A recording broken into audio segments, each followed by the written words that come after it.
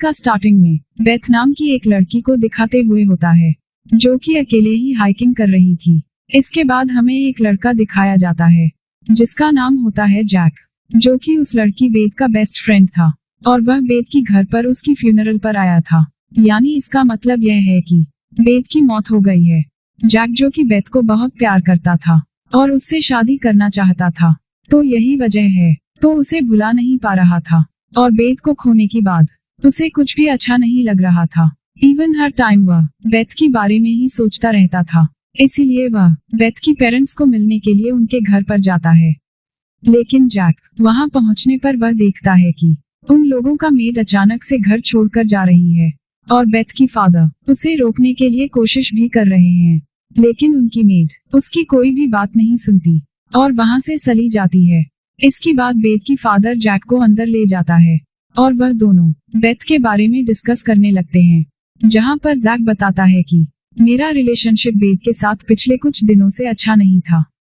फिर उन दोनों चेस खेलने लगते हैं, लेकिन जैक का तो उस पर भी फोकस नहीं था। इसके बाद जैक अपने घर जाने लगता है और तब बेथ की मदर उसे बेथ का एक स्कार्फ देती है। इसकी फौरन बाद जैक अपने घर आ जाता है। इसके बाद जैक हर रोज बेथ की घर पर जाया करता था और उसकी पेरेंट्स का साथ टाइम स्पेंड करता था। लेकिन जैक की पेरेंट्स को यह बात अच्छी नहीं लग रही थी, क्योंकि वह बेथ को भूल नहीं पा रहा था और उसके बारे में ज्यादा ही सोच रहा था। फिर एक दिन जब वह बेथ के पेरेंट्स से मिलने के लिए उनका घर जाता है, तो उसे घर के अंदर से कुछ आवाजें सुनाई देती है। इसीलिए जैक को कुछ अजीब लगता है और वह बेथ की पेरेंट्स को दरवाजा खोलने के लिए बोलता है, लेकिन अंदर से उसे कोई भी रिस्पॉन्स नहीं मिलता। इस बात की वजह से जैक को थोड़ी परेशानी होते हैं। इसीलिए वह एक विंडो से अंदर झांकने लगता है, जहां पर बेथ उसे अंदर दिखाई देती है। बेथ को वहां पर जिंदा देखकर वह काफी हैरान रह जाता है और इसीलिए वह फिर से उन्हें दरवाजा खोलने के लिए बोलता है, लेकिन तब भी कोई भी दरवाजा नहीं खुल रहा था। तब इतनी देर में जैक का भाई वहां पर आ जाता है, जो कि वह एक सिक्योरिटी ऑफिसर था। तभी जैक उसे बताता है कि मैंने अभी अभी बेथ को अंदर देखा है, जो कि जिंदा है। लेकिन जैक का भाई तो उसके इस बात पर यकीन नहीं कर रहा था। वह सोचता है कि जैक अभी तक बेथ को नहीं भूल पाया, इसीलिए शायद वो ऐसे बातें कर रहा है। लेकिन फिर भी जैक का भाई बेथ के फादर से पूछने लगता है। इस पर अंदर से बेथ के फादर कहते हैं कि सब कुछ नॉर्मल है, तुम फिक्र मत करो। इसके बाद जैक अपने भाई को कहता है कि हमें घर की तलाशी लेनी चाहिए, लेकिन उसका भाई जैक का कोई भी बात नहीं मानता और गुस्सा होते हुए जैक को वहां से जाने के लिए बोलता है। लेकिन जैक उसकी बात नहीं मानता। लेकिन एक दिन वह सबके नजर से बचकर चुपकर बेथ की घर के अंदर घुस जाता है, क्योंकि वह पता लगाना चाहता था कि आखिर बेथ के घर में चल क्या रहा है। लेकिन तभी बेथ की फादर उसे वहां पर देख लेता है और वहां से उसे जाने के लिए कहता है, लेकिन जैक उसकी बात नहीं मानता और वह घर को चेक करने के लिए वहां से जाता है, जहां पर वह देखता है कि बेथ की मदर बेथ को कवर में छुपाने के लिए कोशिश कर रही है। यानी इसका मतलब साफ था कि बेथ जिंदा है, लेकिन उसके पेरेंट्स उसके साथ ऐसा क्यों कर रहे हैं। यह बात जैक को समझ नहीं आ रही थी। बेथ बिल्कुल नॉर्मल लग रही थी। उसे देखकर ऐसा लग रहा था कि जैसे वह अपने डेथ के बारे में कुछ जानती ही ना हो, यानी वह मर चुकी थी। इसीलिए जैक उसके फादर से पूछता है कि क्या मसला है, यह चल क्या रहा है यहाँ पर। लेकिन बेथ की फादर उसे कुछ नहीं बताती, तो इन्हीं बातों को लेकर उन लोगों के बीच बहस हो जाती है और जैक गुस्सा करते हुए वहां से चला जाता है, क्योंकि उसे लग रहा था कि बेथ अपने मरने का ड्रामा कर रही थे, क्योंकि वह उससे दूर जाना चाहती है। इसके बाद जैक अपने घर आकर अपने पेरेंट्स से बताता है कि बेथ अभी जिंदा है, लेकिन उसकी पेरेंट्स भी उसके इस बात का बिलीव करने के लिए तैयार ही नहीं थी। फिर नेक्स्ट डे जैक बेथ की कब्र पर जाता है, जहां पर उसे बेथ की कब्र खुली हुई मिलती है। कब्र की हालत को देखकर ऐसा लग रहा था कि शायद बेथ उस कब्र को तोड़कर बाहर आ गए हो। तो इस बारे में बात करने के लिए जैक बेथ के फादर से मिलता है, तो बेथ का फादर उसे बताता है कि जिस दिन तुम चेस खेलकर यहाँ से चले गए थे, तो उसकी थोड़ी ही देर बाद बेथ वापस घर आ गई थी, लेकिन मैं यह नहीं जानता कि वह जिंदा कैसे हो गई है। यहाँ पर जैक को कुछ भी समझ नहीं आ रहा था और उसी टाइम बेथ की मदर भी वहाँ पर आ जाती है। तब इस टॉपिक को लेकर इन तीनों के बीच बहस होने लगती है और उसी टाइम वहाँ पर बेथ भी आ जाती है और वह जैक को अपने घर में पाकर वह खुश हो जाती है। इसके बाद वह जैक से कोई जरूरी बात करने के लिए उसे अपने साथ ले जाती है। वहाँ जाकर बेथ उसे पूछती है कि तुम ऐसे रिएक्ट क्यों कर रहे हो, लेकिन उस टाइम जैक बेथ से दौरा हुआ होता है और वह उससे सिर्फ इतना पूछता है कि पिछले हफ्ते तुम्हारे साथ जो हुआ क्या तुम्हें वह बिल्कुल याद नहीं है। जिस पर बेथ कहती है कि नहीं, मुझे कुछ नहीं पता। तो वह दोनों एक दूसरे के साथ अपने फीलिंग्स को शेयर करते हैं, यानी वह एक दूसरे को कितना पसंद करते हैं और अब वह दोनों एक दूसरे के साथ बहुत खुश थे। इसके बाद से जैक बेथ को अपने साथ हाइकिंग पर ले जाना चाहता था, लेकिन बेथ की पेरेंट्स उसे मना करते हैं कि तुम दिन के टाइम बेथ के साथ बाहर नहीं जा सकते। उसके बाद जैक बेथ को स्विमिंग पूल के पास ले जाता है। फिर वह दोनों बातें कर ही रहे होते हैं कि तभी अचानक से जैक का नजर बेथ की जख्मी तन पर पड़ती है और वह किसी की बाइट का निशानी था और वह कोई ज़ॉम्बी इन्फेक्शन लग रहा था। तब जैक उससे पूछता है कि तुम मुझे खाना तो नहीं चाहती, लेकिन फौरन ही बेथ भूल जाती है कि वह किस टॉपिक पर बात कर रही थी। तब यह बात जैक को काफी अजीब लगता है। इसके बाद वह दोनों एक दूसरे के साथ टाइम स्पेंड करते हैं। फिर जैक अपने घर चला जाता है। फिर नेक्स्ट डे जैक जब बेथ से मिलने जा रहे होते हैं, तब वहाँ पर एक पोस्टमैन आता है जो जैक को बहुत सारी लेटर्स देकर वहाँ से चला जाता है। अब जैक ने उस पोस्टमैन को अपने स्कूल टाइम के बाद कभी भी नहीं देखा था, इसलिए उसे अचानक देखकर जैक को काफी हैरानी होती है। फिर जैक बेथ की फादर से मिलता है और वह उसे कहता है कि हमें बेथ को सब कुछ बता देना चाहिए उसकी मौत के बारे में, लेकिन बेथ की फादर ऐसा करने से साफ इनकार कर देते हैं क्योंकि वह बेथ को परेशान करना नहीं चाहते थे। तभी बेथ वहां पर आकर जैक को हाइकिंग पर चलने के लिए कहती है। तब इस बात को सुनकर बेथ की फादर उसे दिन के टाइम में जाने के लिए मना करते हैं, लेकिन जैक और बेथ दोनों कोई भी बात सुने बगैर एक पार्क में चले जाते हैं। वह दोनों एक दूसरे के साथ काफी अच्छा टाइम स्पेंड करते हैं। तभी अचानक से बेथ की फेस पर अजीब तरह की निशान उभरने लगते हैं। इसके बाद जब वह दोनों घर जाते हैं तो बेथ के फादर बेथ की फेस पर वह निशान बने हुए देख लेते हैं, इसीलिए वह जैक पर गुस्सा करते हैं क्योंकि जैक ने उनके बात नहीं मानी थी और वह बेथ को दिन में बाहर ले गया था। यहाँ पर जैक फिर से कहता है कि हमें बेथ को उसकी मौत के बारे में सब कुछ बता देना चाहिए। तो इस बात को लेकर उनकी फिर से बहस हो जाती है और बेथ की फादर उसे वहां से जाने के लिए कहते हैं और साथ साथ वह उसे बेथ से दूर रहने के लिए भी कहता है, लेकिन जैक उसका कोई भी बात नहीं मानता। अगले दिन चुपके से बेथ से मिलने जाता है। फिर वह बेथ को सरप्राइज देने के लिए उसे एक बीच पर लेकर जाता है, जहां पर जैक बेथ के लिए गिटार बजाकर गाना गाने लगता है। लेकिन अचानक से बेथ की मूड चेंज हो जाता है क्योंकि उसे जैक का गाना अच्छा नहीं लग रहा था। तब अचानक से वह अग्रेसिव हो जाती है और गुस्से में तोड़फोड़ करने लगती है, लेकिन फिर वह अचानक से नॉर्मल भी हो जाती है। तो इसलिए जैक उसे रिलैक्स करवाती है, लेकिन बेथ जो कि फिर से अग्रेसिव हो जाती है और वह जैक को धक्का देती है। लेकिन जैक उसे एक बार फिर से संभालता है और उसे अपनी गाड़ी में लाकर बैठा देता है। लेकिन तभी रेडियो पर एक म्यूजिक बजने लगता है, जिसे सुनकर बेथ की हालत अजीब हो रही थी। इसके बाद जैक उसे उसकी घर पर ले जाता है, जहां पर बेथ अजीब हरकतें करने लगती है, लेकिन जैक उसकी अजीब हरकतें की वजह से परेशान हो रहा था। फिर जैक कोई बहाना बनाकर वहां से बाहर आ जाता है। फिर नेक्स्ट डे जैक अपनी एक फ्रेंड से मिलने के लिए वह रेस्टोरेंट में जाता है। असल में यह लड़की जैक की बचपन का फ्रेंड थी और उसे यहाँ पर जैक की मदर ने बुलाया था ताकि जैक बेथ को भूलकर उसके साथ टाइम गुजारे। और जब वह दोनों बातें कर ही रही होते हैं कि तभी रेस्टोरेंट का ओनर अजीब तरह की हरकतें करने लगता है।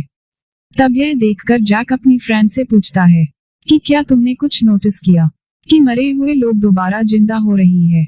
लेकिन जैक का फ्रेंड को उसकी यह बात समझ नहीं आती। इसकी बात जैक जो वहां से गाड़ी लेकर जा रहा होता है, तब उसकी गाड़ी का सामने बेथ आ जाती है, जिसकी वजह से जैक की गाड़ी उस पर सर जाती है। तब यह देखकर जैक जल्दी से उसे गाड़ी का नीचे से निकलता है, लेकिन गाड़ी उसके ऊपर सर जाने के बावजूद भी उसे कुछ नहीं हुआ था। फिर इसकी बात बेथ जैक से बातें करने लगते हैं।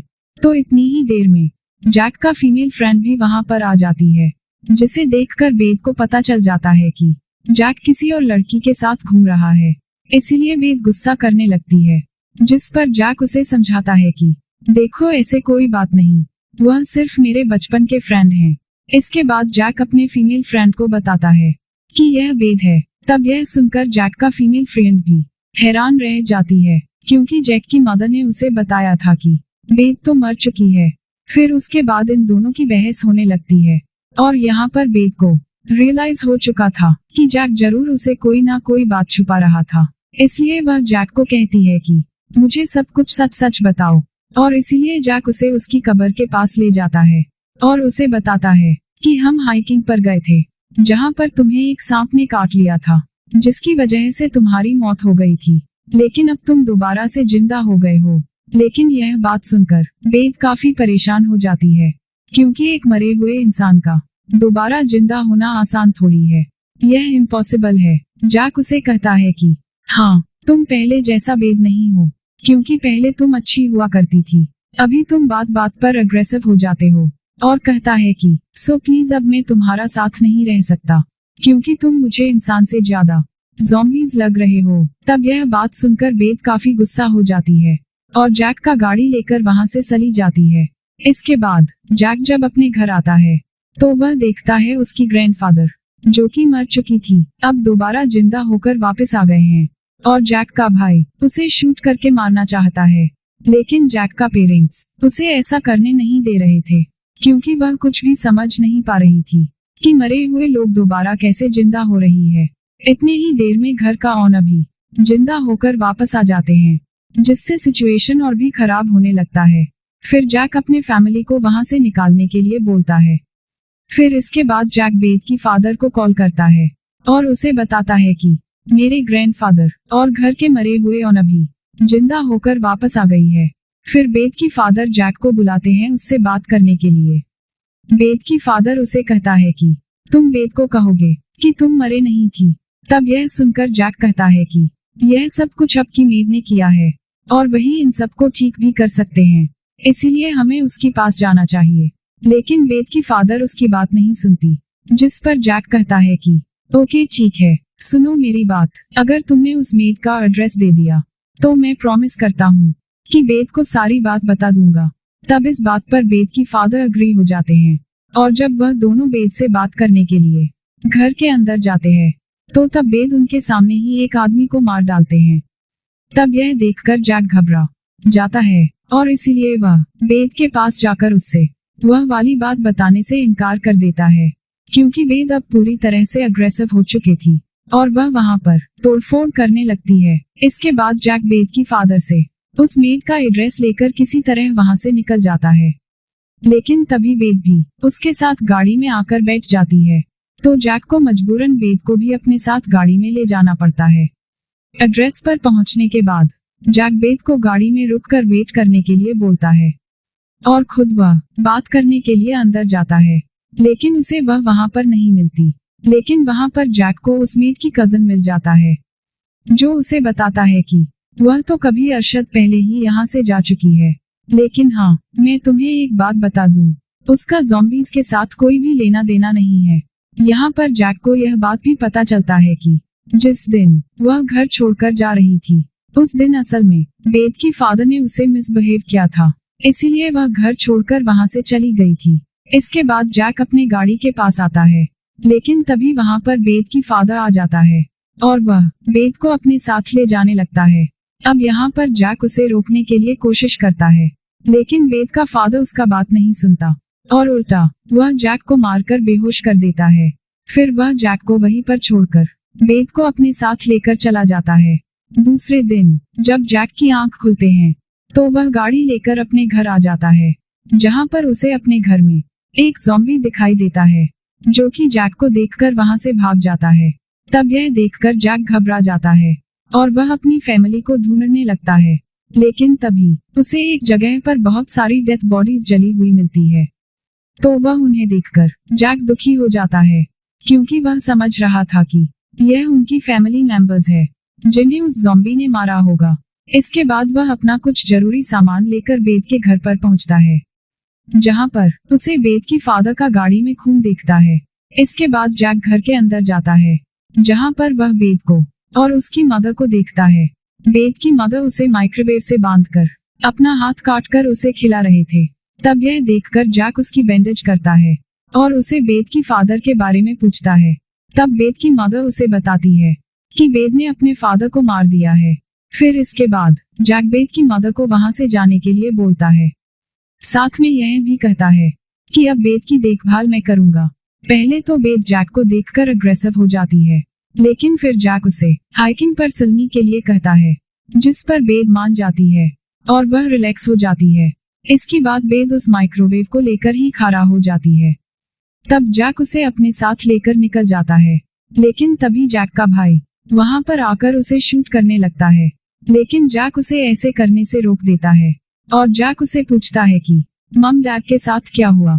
तब जैक का भाई उसे बताता है कि उन्हें कुछ नहीं हुआ, वह लोग जिंदा है और जो जली हुई डेथ बॉडीज तुमने देखी थी वह असल में ज़ॉम्बीज थी जिन्हें मैंने मारा था। इसके बाद जैक का भाई उसे अपनी गन दे देता है और वह उसे कहता है कि वह बेथ को शूट करके मार दे। इसके बाद जैक बेथ को माइक्रोवेव के साथ उसे हाइकिंग के लिए ले जाता है। वहां जाकर वह बेथ को कहता है कि मैं तुमसे बहुत प्यार करता हूँ, और यह कहकर वह बेथ को शूट कर देता है, जिससे बेथ उस माइक्रोवेव की साथ ही खाई में गिर जाती है और उसकी मौत हो जाती है। लेकिन यहाँ पर जैक काफी दुखी हो जाता है, क्योंकि आज उसने अपने हाथों से उस लड़की को मार दिया जिससे वह बहुत प्यार करता था। इसके बाद जैक अपनी फैमिली के पास जाता है और सबको जिंदा देखकर वह काफी खुश हो जाता है, और जैक का पेरेंट्स भी उसे सॉरी बोलते हैं क्योंकि उन्होंने जैक की बातों पर यकीन जो नहीं किया था। इसके बाद जैक अपनी बेस्ट फ्रेंड से मिलता है, जो कि अपने ग्रैंडफादर की मौत पर दुखी थी। इसके बाद जैक बेथ और उसकी फादर का कब्र पर जाता है ट्रिब्यूट देने के लिए, और इसके बाद हमें लास्ट सीन में दिखाता है कि जैक वह अपनी फ्रेंड के साथ डिनर के लिए निकल जाता है, यानी अब वह दोनों रिलेशन बनाकर रहेंगे और यहाँ पर फिल्म खत्म हो जाता है।